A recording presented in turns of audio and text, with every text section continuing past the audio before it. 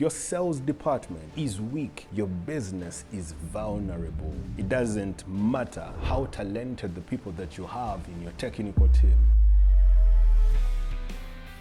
Welcome to another day of growth with Moses. The other uncomfortable conversation that you need to have as a business owner, as a manager, as someone entrusted with running a business is a conversation on the state of your sales department. A conversation on the state of things in your sales department, diagonizing the revenue engine. Sales is the engine that brings in revenue. You know, one of the ugly things and the ugly truth is that sales is the only department that brings in money. The rest of the departments, the rest of the doing departments, they eat the money. So key conversation you need to have is on the state of your sales department as a department, the state of your business development unit as a unit. If sales is weak, your business is vulnerable. If your sales department, if your business development department, your business development unit is weak, your business is vulnerable. It doesn't matter how talented the people that you have in your technical team. It does not matter who you have deployed on your technical team. As long as your sales department is unit, as long as your sales function is dysfunctional, you are basically on the path, on the road to frustration. The other uncomfortable conversation, the other key conversation that you should have as a founder of a business, as a business leader, as a person entrusted to steward a business is a conversation on the state of your sales department. And the key questions that you might want to ask are things like, are we consistently hitting our revenue targets? Do you even set targets in terms of your revenue in a year? If a question was asked randomly, what were your figures in terms of sales in 2022? 2023, 2024, do you know? The mistake we do is that we neglect numbers. We keep away from numbers. We keep away from, we just want to go through life without questioning anything. So key guiding questions here is, are we consistently hitting our revenue targets? Do you even set those targets? Second guiding question here is, do we have a clear sales strategy or pipeline?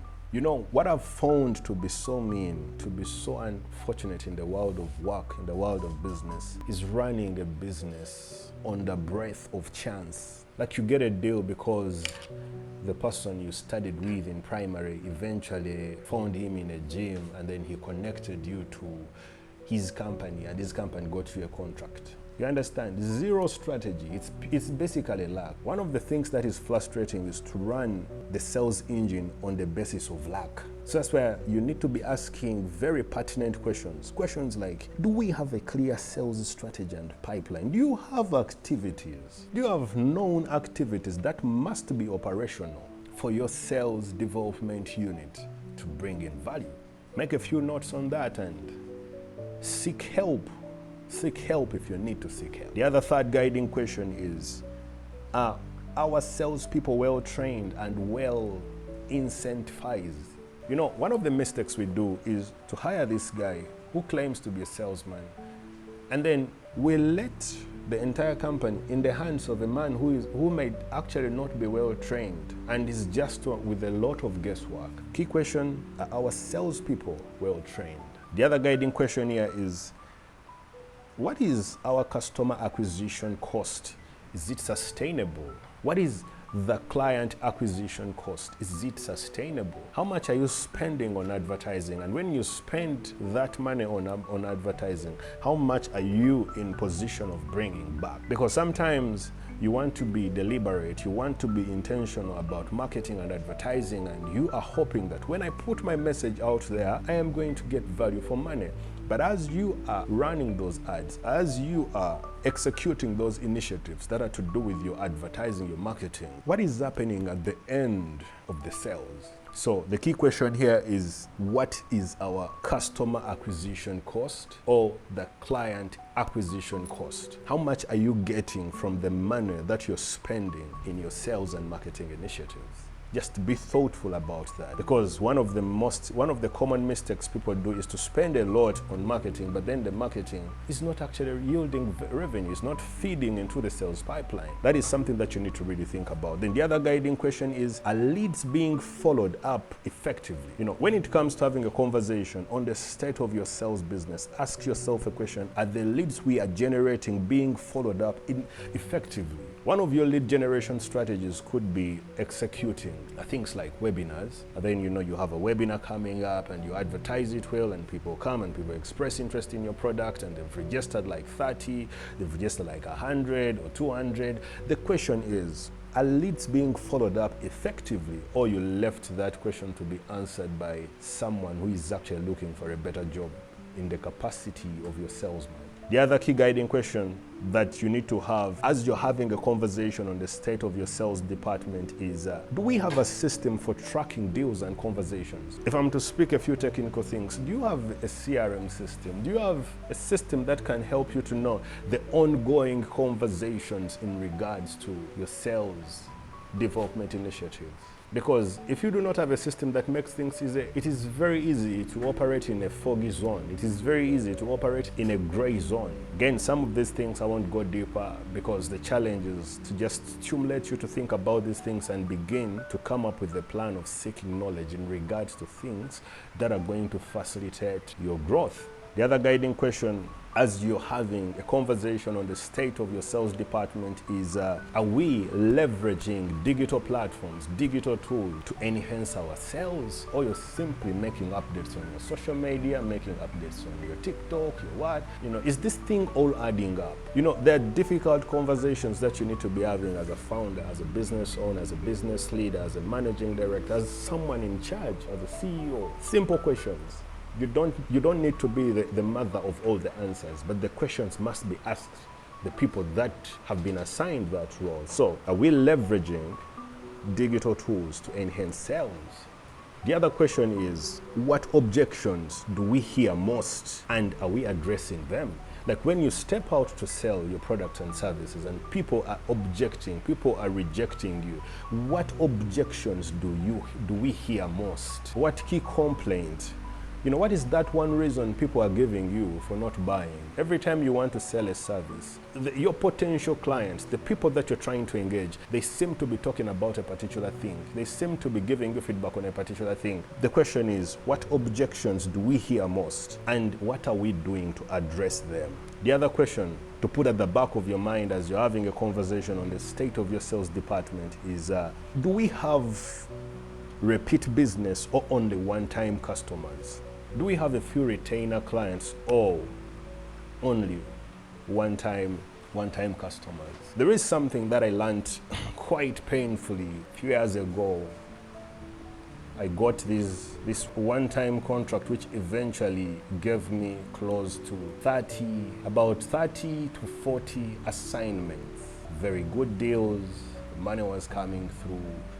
It was a good year, and I fell in love with the big boys. I fell in love with the companies that pay well. I fell in love with the companies that give money. And then I kind of developed some form of disrespect or disregard for what we call small clients that give you a retainer client that pays you monthly. And I was chasing out these one-time customers who give you a contract that runs for a year, and that's all. So when that contract ended, it was a one-time contract. It wasn't a retainer contract. By the time the contract had ended, we had killed our relationships with the SME sector. We had killed our ability to secure quick business, and we had to rebuild. It is at that point that I understood that we need business from both sides. We need those one-time customers, but also we need the repeat businesses, people that give us retainer contracts, people that give us repeat businesses. Whosoever gives you a retainer contract gives you an opportunity, to predict your income. So the key question is, do we have repeat businesses or only one-time customers? Still from the agency world where I come from, I've seen agencies close in a month because their biggest client exited. They've been serving a big bank, and the bank is no longer finding Uganda worthy of doing business. And that particular client is the only one they've had, and 90% of their income has been coming from there, and that client just makes one small decision, we're exiting the market. The exit, the agency immediately is going to go down. The reason being, they focused on that one customer, or they focused on that one-time business, that one-time contract. So key question as you're thinking about the state of your sales department is, do we have repeat business or only one-time customers? Just make notes around, and your mind will actually guide you on what needs to be done. If you know that all you have, if you know that 90% of your income is coming from a particular client, begin to ask even a little bit of more aggressive questions. Questions like, what if my biggest source of revenue decided to leave the company, decided to terminate the contract? What do I do? Very important questions. Then the last guiding question that I want to leave with you is, what does an ideal sales department look like, and how close are we to getting one for ourselves? The ugly thing about starting a business is you start from a place where you're doing things that you like. You're doing things that you did from your previous many employers, and now you want to do it and then recruit people. Start recruiting the first guy, second guy, third guy, fourth guy, fifth guy. And all of a sudden you're confronted with a burden of human resource management. You're confronted with a burden of taking care of people. And then before long, you're securing good deals, and then the tax man is getting to know you. Now they want you to comply on taxes. You're still one guy who started a business from a place of passion, you don't know much, and now all of a sudden you discover that for you to continue with the team that you've grown, you must have certain things that should be done for clients to keep coming in. So you need to build a sales unit, and then you think building a sales unit is to hire a certain salesperson, and then at the end of the day, oh, there's just a lot of things you don't know you're trying. But now, when it comes to having a conversation on the state of your sales department, the last guiding question I want to leave with you is, what does an ideal sales department look like? What does an ideal sales department look like, and how close are we? And if you want to probably build one, establish one, there are just a few things that you can do. One is basically to look within your contacts and check. Make a call and find out, how does MTN sell? What does a sales unit at MTN look like? What does a sales unit at Airtel look like? What does a sales unit at Deloitte look like? What does a sales unit at Ernst & Young look like? What does a sales unit look like at New Vision, at what? There are people that you studied with, or there are people that you will find in the world of work that will voluntarily tell you this thing. You know, it is very wrong to build a sales department when you don't have an idea what a sales department looks like. Sometimes if you have a little bit of extra money, find a consultant, find an individual and tell them that, you know what, I know you are the head of sales at Absa Bank, at Stanbic Bank. I need to have a coffee with you. But in exchange of this, I'll give you probably a little bit, maybe I'll give you $100, I'll give you $200, I'll give you $250 for just your guidance. Tell me, I want to build a sales unit. What does a sales unit look like at where you work? And that guy will be more than, they might even do it for free. So as one of the key conversations that you should have is a conversation on the state of your sales department. In my own words, I call it's the getting department, the platform, the department that hunts, you get. So as you're having a conversation on the state of your sales department, it is important that you go through some of these guiding questions. Take a few notes and make a resolution to change. I still believe that if we started having the conversations we've been dodging for a long while, there is a lot of things that are going to change. If your pain points are as a result of the people that you're employing, you need to have a conversation on that. The pain points that are giving you sleepless nights are as a result of the industry that we are in. You're not closing deals, you're not getting, it is time you had that conversation. If the conversations that are stressing you are as a result of poor sales, as a result of not having clients, it is time. I'm not saying it's time to fix.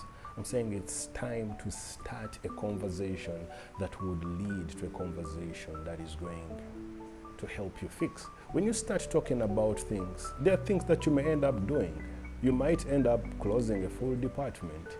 You might end up dropping a particular product line because the product line is not sustainable. But the reason why we are suffering because we are dodging to have the conversations that should take us further. You understand? So you hit year 1, year 2, year 3, dodging the conversations that you should have had years ago, so that you're having a different kind of business altogether. So I want to appreciate the fact that you've taken in the time, watch this thing and come towards the end. All I need you to know is that we are going to grow. The reason why your growth is slow, simply majorly because of the information that you do not have. So I may not be offering explicit step-by-step guides on how to do things, but if I can only stimulate you to think about your growth, if I can only put you to a place where you're obsessed about your growth, things are going to change. If I can only speak a few things that are going to make you remember to call a particular person, I'm very open to these conversations. Let me know if you want to hook up a day, if you're looking for someone to talk to and you feel like you need someone more strategic. Let me know how your schedule is, touch base with me, find a way of reaching out, and let's see how we can literally hold. I want to appreciate you so much for the time, and I look forward to sharing with you more in the next episode. Thank you for joining us on another day of growth with Moses. If you would like access to more episodes, please subscribe to this channel. And if you enjoyed this episode, help us share and spread word about it. Till next time, we meet again on another day of growth with Moses.